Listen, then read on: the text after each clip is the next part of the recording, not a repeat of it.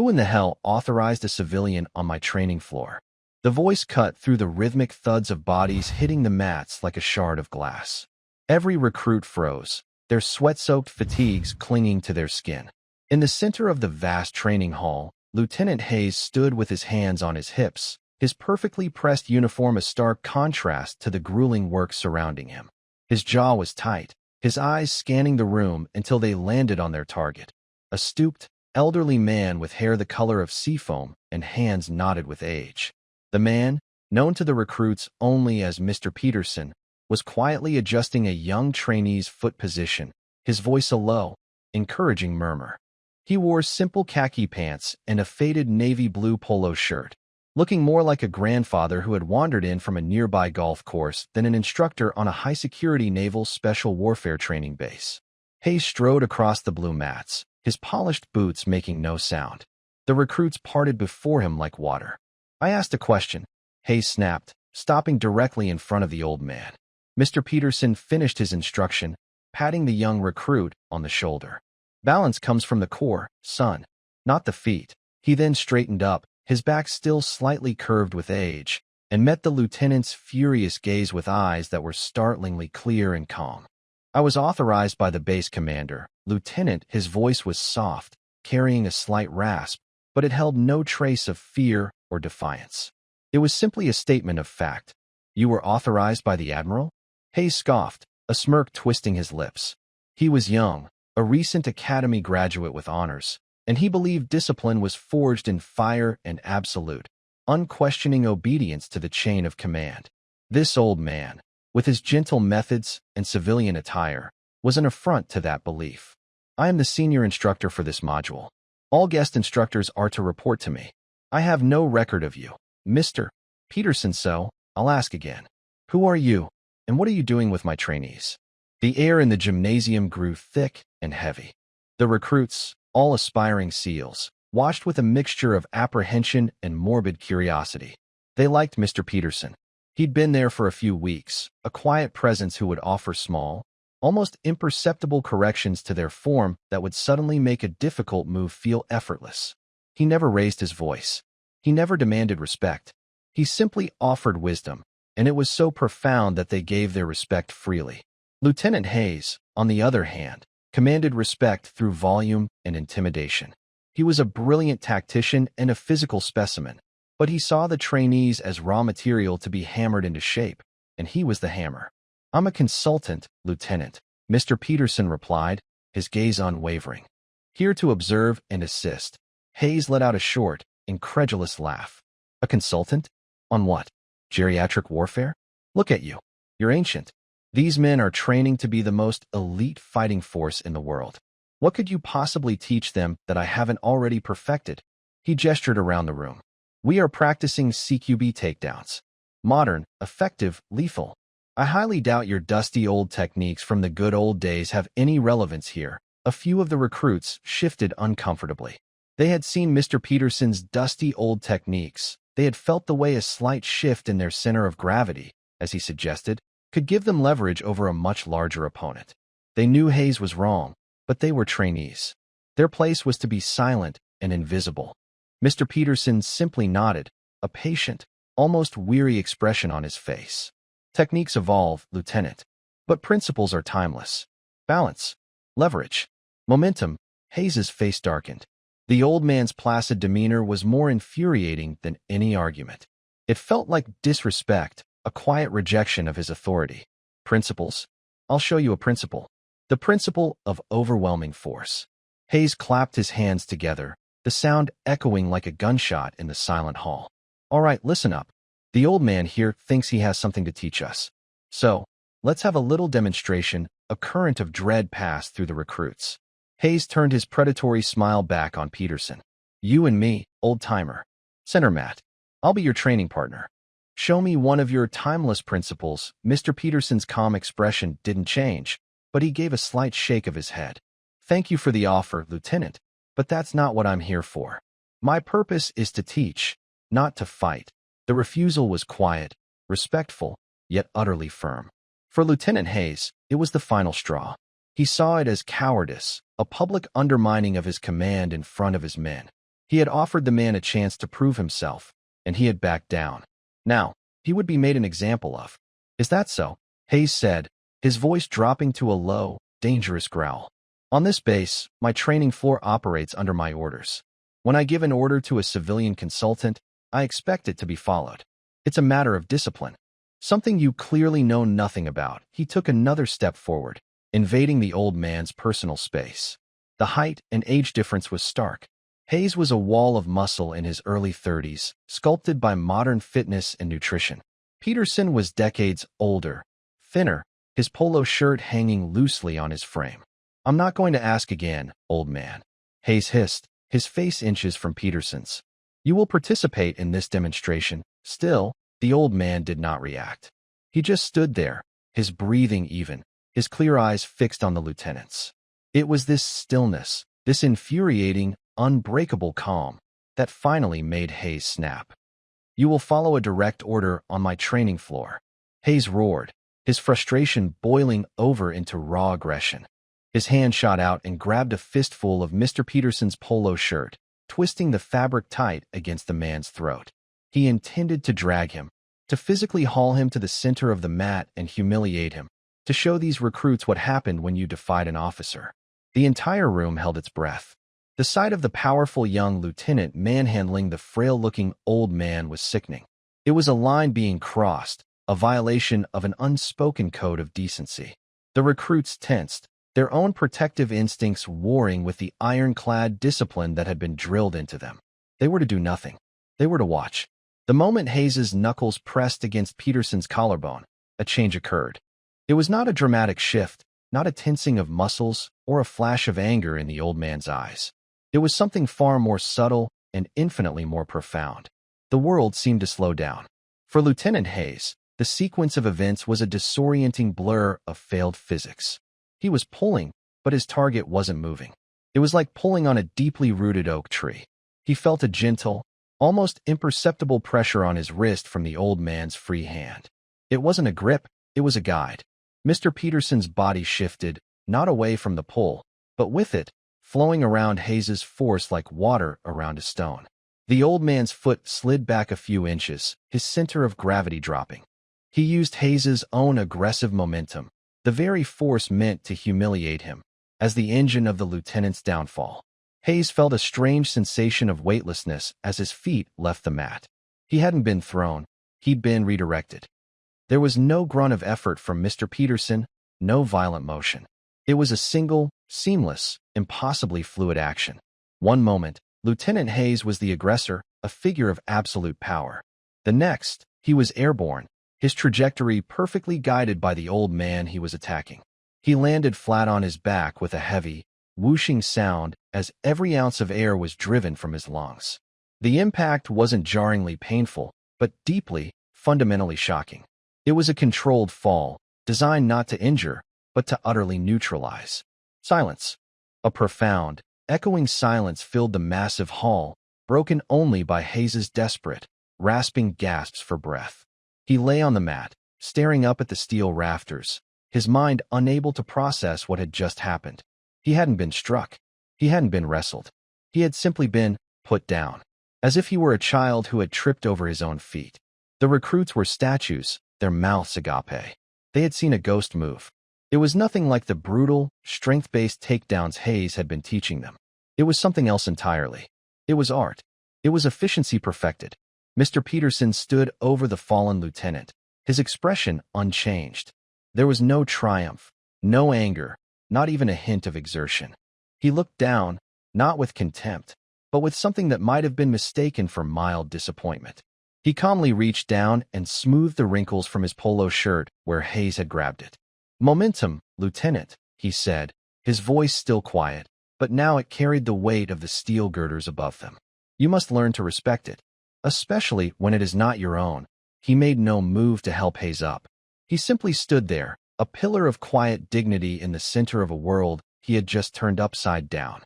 Just as the first recruit dared to draw a shaky breath, the heavy double doors at the far end of the gymnasium swung open with a loud bang. The harsh sunlight that flooded and silhouetted two figures. As they stepped inside, the room's occupants recognized the stern, imposing figure of the base commander, Admiral Thompson, and his young aide. The admiral, a man whose presence naturally commanded attention, was mid-sentence with his aide, discussing inspection schedules. He looked up, his eyes sweeping the room, and his words died in his throat. He stopped dead in his tracks, his polished shoes squeaking softly on the clean floor just off the mats. His gaze took in the surreal tableau before him. 24 SEAL candidates frozen in various states of shock, a young, decorated lieutenant flat on his back gasping like a landed fish, and standing over him, the quiet, elderly civilian consultant. The admiral's brow furrowed in confusion, his mind trying to assemble the pieces of the scene. Had there been an accident? A fight? His eyes narrowed, focusing on the lieutenant, then on the old man. He took a few steps forward, his aide trailing nervously behind him. "What in God's name is going on here, Lieutenant?" The admiral's voice boomed, bouncing off the high walls. Hayes, who had just managed to push himself up onto his elbows, flinched. He tried to speak, to explain, but all that came out was a choked wheeze. He was humiliated, winded, and now he was caught in a compromising position by the one man on base he could not afford to disappoint.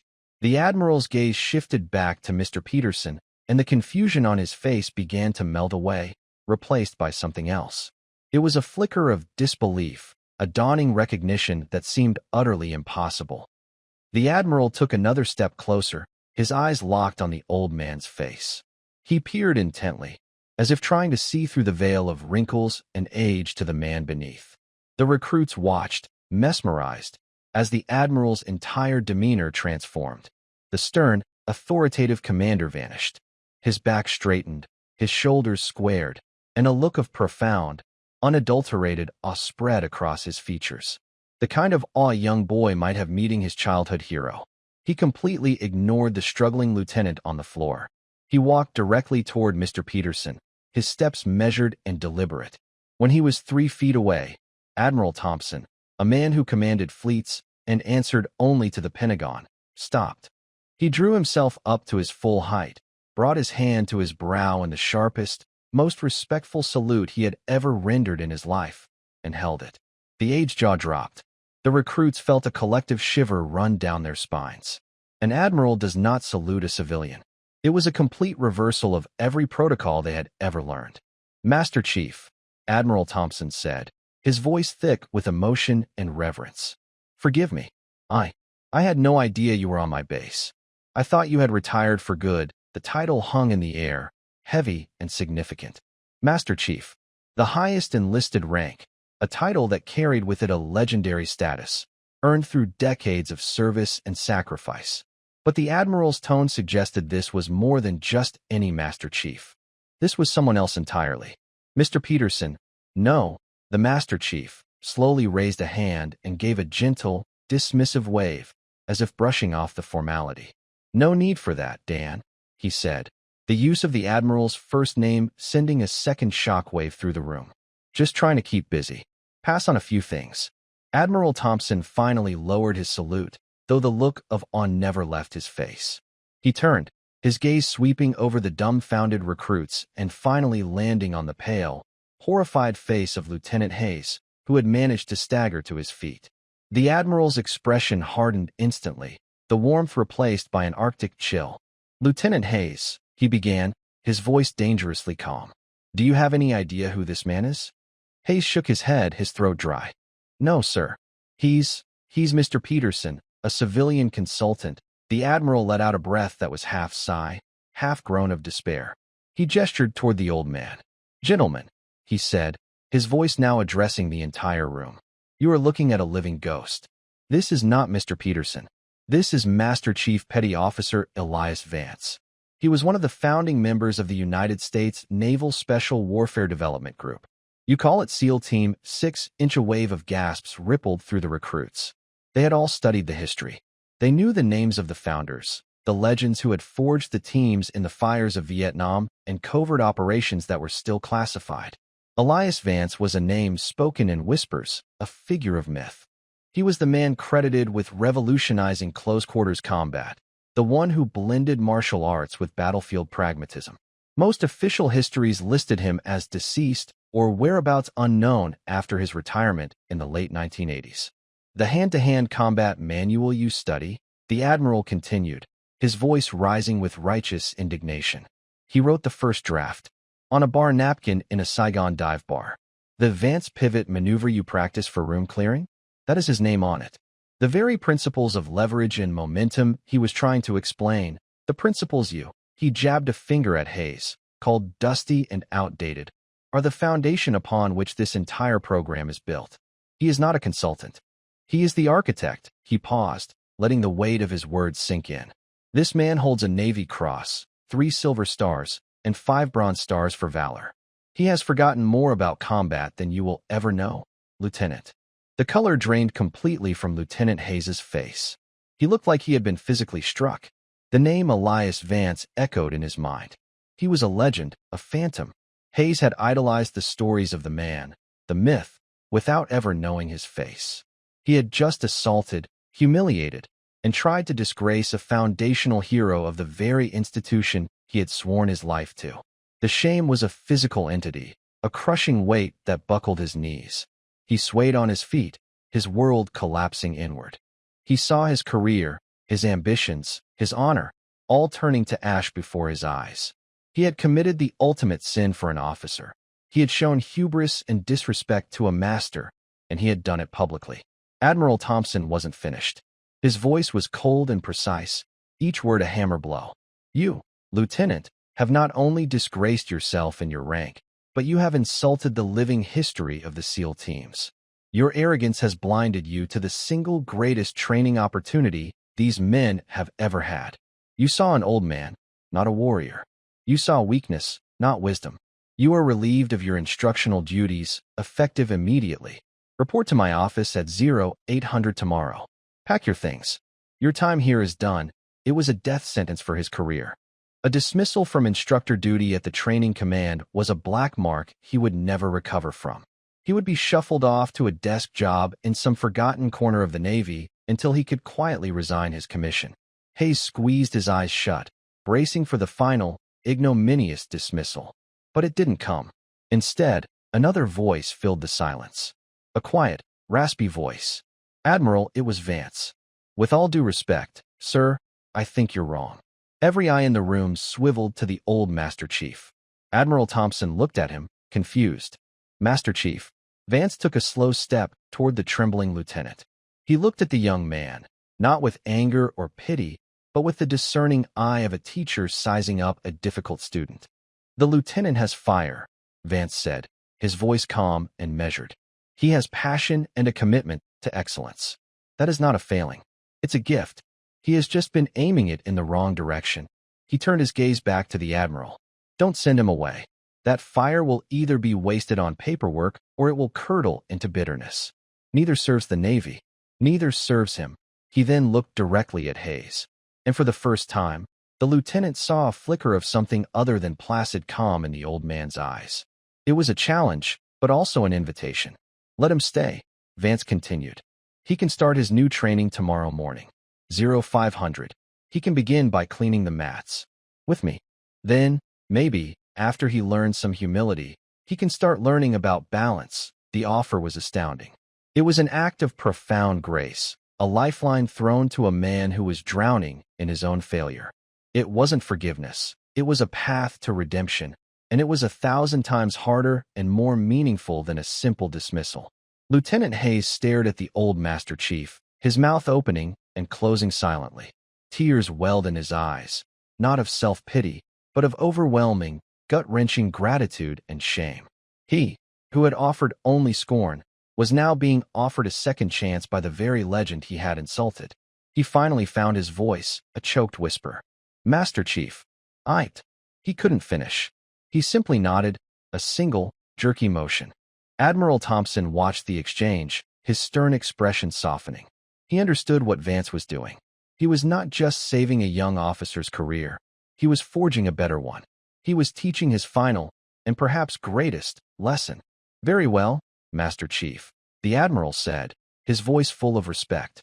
His fate is in your hands. He then turned to the recruits, who had witnessed the entire, life-altering drama. Let this be a lesson to all of you. he said, his voice resonating with authority. A true warrior's strength is not in his fists, but in his character. It is not measured by the rank on his collar, but by the respect he gives to those who came before him. Never, ever mistake age for weakness. The quietest man in the room is often the most dangerous, and the most humble man is often the greatest. Dismissed, as the recruits filed out, their minds reeling, Lieutenant Hayes remained. He walked over to the edge of the mat, picked up a bucket and a mop, and looked at Master Chief Elias Vance. "Where do we start, Master Chief?" he asked, his voice now steady, stripped of all arrogance, and filled with a humility he had never known. Vance gave him a small, almost imperceptible smile. "We start at the beginning," he said, gesturing to the wide expanse of blue mat. "On our knees."